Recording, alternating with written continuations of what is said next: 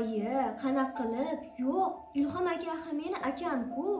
O'sha vaqtda ustozimiz bizga yaqin qarindoshlar o'rtasidagi nikohdan tug'ilgan nogiron bolani ko'rsatgandi.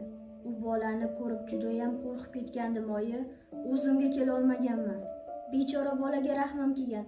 Axir unda nima ayb? Siz meni ham farzandlarim shunaqa bo'lishini xohlaysizmi? Bu nima deganing? Xudo saqlasin-a. Shuning uchun oyi, siz tog'amga va kelinga yaxshilab tushuntiring. O'zlariga begonadan kelin topsinlar. Mana qara, boshimni qotirmagin, tushundingmi? Qanaqa singil nimalar deyapsan? Gap tamom. Shu qizga uylanasan, tushundingmi? Aka nimaga tushunmaysiz? Meni sinimday bo'lib qolgan, men qanaqa qilib uylanaman unga?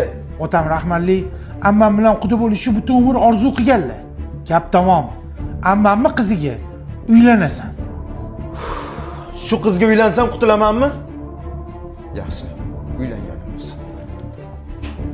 Axir oyi, yana shu gapni sizga necha marta aytdim. Men rozi emasman. Hoy qiz, nimaga tushunmaysan-a? Agar akamga kelin bo'lsang, hamma boyligi seniki bo'ladi-yu. Oyi, axir pul, mol, davlat odamga baxt bermaydi-ku. Yeganing oldingda, yemaganing orqada bo'ladi. Xullas gapim shu. Agar jiyanimga erga tegmasang, sendan rozi emasman, oq qilaman.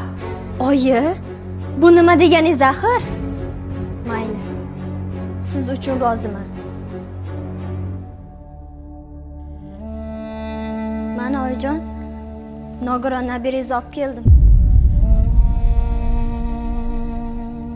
Oyi, akangizdan qolgan mol davlat qudrati bolamni sog'lom qilishga yetarmikan? Ana endi bir nogiron bolaga qarab ko'ring-chi. Menga naqadar qiyinligini shunda bilasiz.